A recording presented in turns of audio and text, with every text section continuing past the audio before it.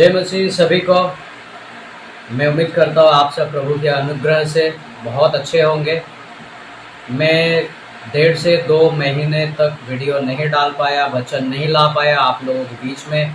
माफ़ी चाहता हूँ, मेरा तबीयत बहुत ज़्यादा ख़राब था इसलिए नहीं कर पाया।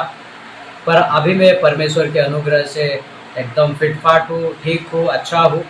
और अभी से मैं आप सभी के बीच में कंटिन्यूली परमेश्वर के वचन को लेकर आता रहूँगा और आप सभी को परमेश्वर के बारे में बताता रहूँगा।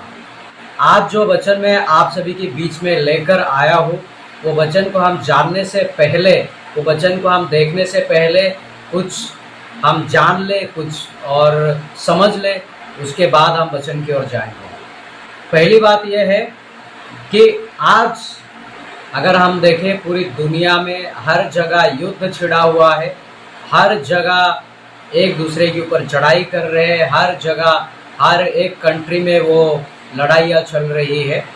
तो मैं बताना चाहता हूँ, रसिया और यूक्रेन का 2 साल हो गया उनका लड़ाई चल रहा है। इज़राइल पैलेस्टाइन का तकरीबन अभी 1 साल होने वाला है, उनका भी युद्ध चल रहा है, उनका भी लड़ाइयाँ चल रहा है। ईरान के साथ इज़राइल का कॉन्फ्लिक्ट चल रहा है। अफ़गानिस्तान और पाकिस्तान, ईरान पाकिस्तान का युद्ध चल रहा है। और इंडिया पाकिस्तान का तो आप सभी को पता है, वो हमेशा चलते रहता है। मैं ये सारी चीज़ें आपको इसलिए बताना चाहता हूँ, इसमें गौर करने वाली एक और चीज़ है, इसमें जितने बड़े बड़े देश लड़ रहे हैं वो सारे के सारे न्यूक्लियर पावर है, यानी कि सबके पास परमाणु शक्ति है और वो सारे देश अभी युद्ध में उलझे हुए हैं, युद्ध कर रहे हैं।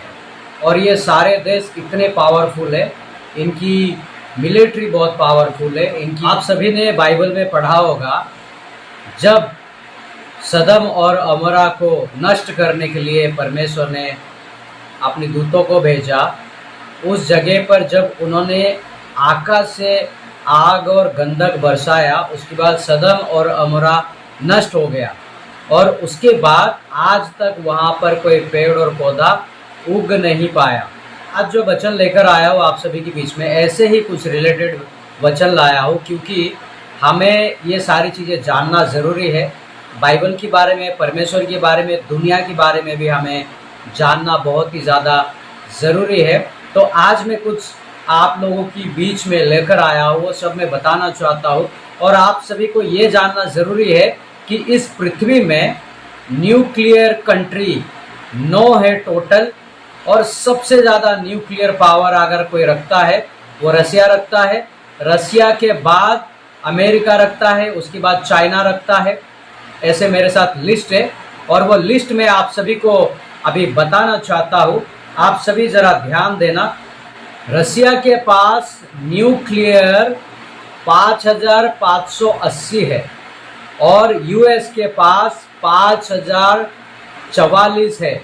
चाइना के पास 500, फ्रांस के पास 290, यूके के पास 225, इंडिया के पास 172, पाकिस्तान के पास 170, इजराइल के पास 90, नॉर्थ कोरिया के पास 50 है।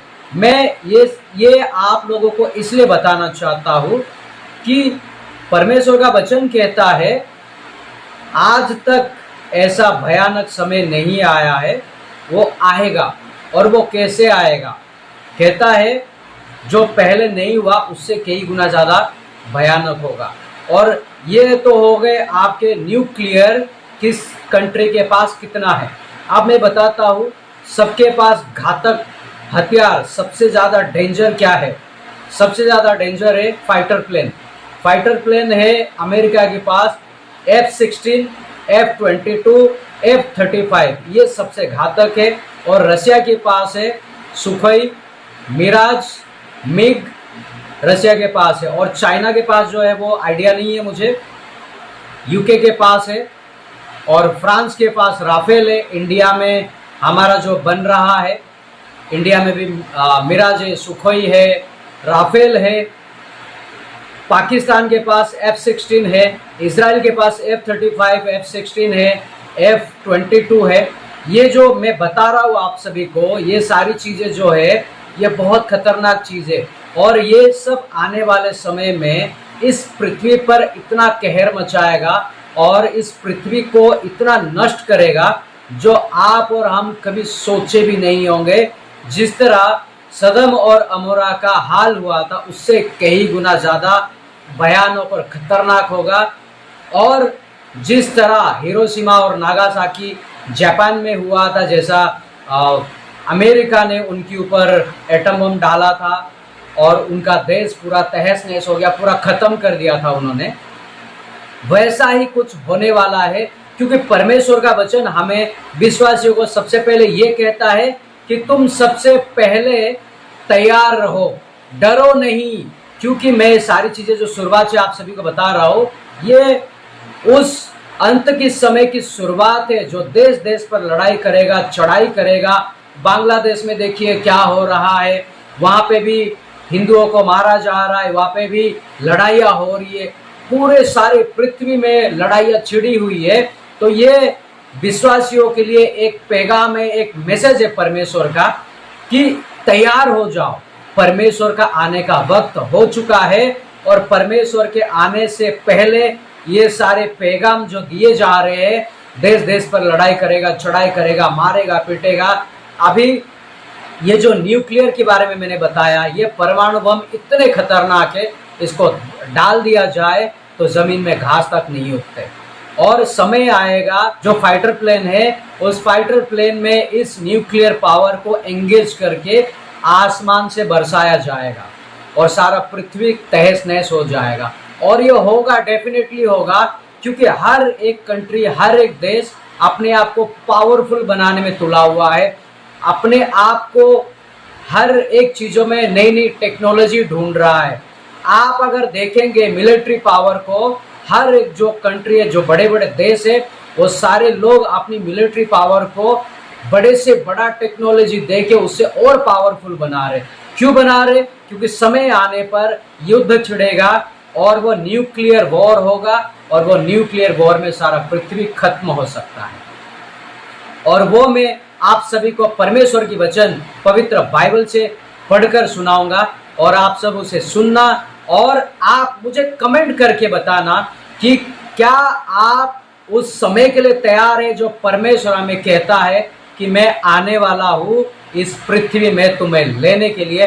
क्या हम उसके लिए तैयार है? तो नए करार से मत्ती का किताब 24वां अध्याय उसका 21वां वचन कहता है, क्योंकि उस समय ऐसा भारी क्लेश होगा जैसा जगत के आरंभ से ना अब तक हुआ और ना कभी होगा। इसका मतलब क्या है? इसका मतलब ये है, जो सारे बड़े बड़े कंट्री, जो बड़े बड़े देश अपने आप को पावरफुल बना रहे, अपनी मिलिट्री की पावर को बढ़ा रहे, अपनी इक्विपमेंट की जो नई नई टेक्नोलॉजी लेके आ रहे हैं, जैसा उन्होंने न्यूक्लियर बॉम्ब रख लिए और वो न्यूक्लियर बॉम्ब की जो तादाद है मैंने बताया 9 कंट्री है और वो सारे सुपर पावर कंट्री है। और वो सुपर पावर कंट्री जब एक दूसरे के साथ लड़ेंगे या किसी और के साथ लड़ेंगे, डेफिनेटली वो अपनी वेपन को यूज़ करेंगे, वो अपनी न्यूक्लियर पावर को यूज़ करेंगे। वो न्यूक्लियर उन्होंने रखने के लिए नहीं बनाया है, वो अपने दुश्मन को मारने के लिए बनाया है। अभी आप सभी को पता होगा, जब रसिया और यूक्रेन का लड़ाई चल रहा था तो रसिया यूक्रेन के ऊपर न्यूक्लियर बॉम्ब डालने की फिराक में था और उसे इंडियन गवर्नमेंट ने समझाया और उसके बाद जाके उन्होंने नहीं डाला। अगर वो न्यूक्लियर बॉम्ब वहाँ पे डाल दिए होते तो यूक्रेन ख़त्म हो गया होता। तो सारे कंट्री अपने आप को न्यूक्लियर पावर से मजबूत कर रहे हैं। हालांकि किसी के पास कम है, किसी के पास बहुत ज़्यादा है, लेकिन हमें मसीहों को ये सारी बातें ध्यान में रखने की ज़रूरत है और इस चीज़ को हमें ध्यान देने की ज़रूरत है। उसी मत्ती का किताब 24वां अध्याय का हम 34वां और 35वां वचन देखेंगे। कहता है, मैं तुमसे सच कहता हूँ कि जब तक ये सब बातें पूरी ना हो ले तब तक इस पीढ़ी का अंत ना होगा। जब तक इस पृथ्वी पर एक दूसरे को कोई मारेगा नहीं, काटेगा नहीं। जैसे आप अभी देख रहे यूके में, वहाँ पे यूके क्रिश्चियन कंट्री है, वहाँ पे सारे मुस्लिम जाकर वहाँ पे बहुत सारे क्रिश्चियन को परेशान कर रहे हैं, वहाँ पे शरिया लॉ लगाने की वो लोग बातें कर रहे हैं। और यूके आज के टाइम पे बहुत डिस्टर्ब है और यूके सारे मुस्लिम को यूके से निकालने की बातें कर रहा है। ये इसलिए ये सब हो रहा है कि अंत का समय आ चुका है। ये शुरुआत में ये सारी चीज़ें होगा, जैसे हम सभी ने बाइबल में पढ़ा है और हमें बाइबल कहता है। और इसीलिए वचन कहता है जब तक ये सब ना होगा तो इस पीढ़ी का अंत नहीं होगा। 35वां वचन कहता है आकाश और पृथ्वी टल जाएंगे परंतु मेरी बातें कभी ना टलेगी। और ये सच बात है, परमेश्वर का वचन, पवित्र शास्त्र का वचन कभी नहीं टलेगा। सारी दुनिया टल जाएगी लेकिन ये कभी नहीं टलेगा। ये सही बात यहाँ पे लिखी गई है और हमें चेतावनी दी जा रही है हर एक विश्वासियों को, हर एक क्रिश्चियन को और इस दुनिया में जो परमेश्वर को नहीं जानते उनके लिए भी ये पैगाम है कि वो अपना रास्ता परमेश्वर की ओर कर ले और परमेश्वर की ओर मन फिराए, तभी वो बचाया जा सकता है। और इसका 37वां वचन कहता है जैसा नूह के दिन थे वैसा ही मनुष्य के पुत्र का आना भी होगा।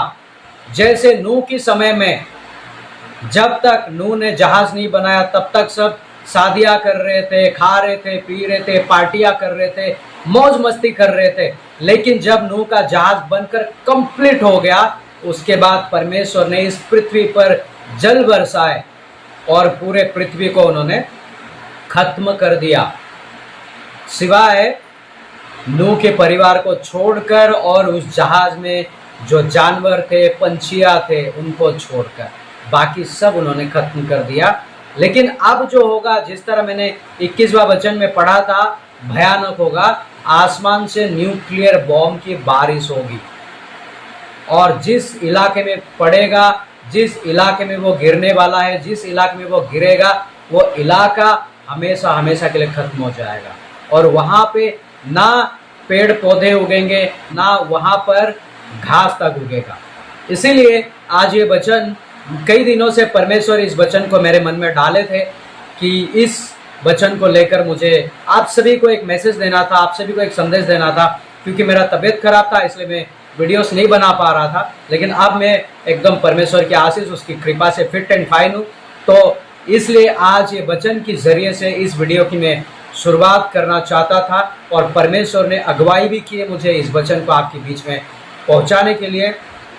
और मैं आप सभी को विनती और रिक्वेस्ट करता हूं जितना हो सकता है परमेश्वर की साथ वक्त को बिताए। और अभी वक्त ऐसा चल रहा है, बहुत सारे लोग ऐसे हैं कि परमेश्वर को छोड़ रहे हैं, मसीह में आकर परमेश्वर को छोड़ रहे हैं। मैंने अपनी आंखों में देखा हुआ है और मैं हर रोज देखता हूँ बहुत सारे लोग अभी चर्च में भी कम आने लगे हैं, क्योंकि अंत के दिनों में ये सब होने वाला है। परमेश्वर का वचन हमें पहले से ही कह दिया है, जो मसीह में है वो और अपने आप को मजबूत कर ले और जो मसीह में नहीं है उन्हें पैगाम पहुंचाए, उन्हें मैसेज दीजिए, क्योंकि अंत के दिनों में ये सब होगा।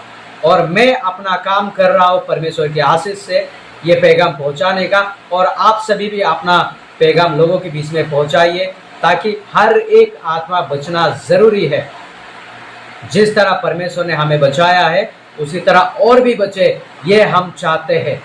तो मैं धन्यवाद करता हूँ आप सभी का इस वीडियो के अंत तक बने रहने के लिए, पूरी वीडियो देखने के लिए, और हो सके जितना ज़्यादा से ज़्यादा इस वीडियो को शेयर करें, लोगों के पास पहुंचाइए ताकि सबका मन फिरे। पर प्रभु आप सभी को आशीष करे और आप सब ऐसे ही हंसते रहिए, मुस्कुराते रहिए। फिर मैं मिलूंगा एक नेक्स्ट वीडियो में, तब तक के लिए अपना ख्याल रखिएगा। जय मसीह, प्रेज द लॉर्ड।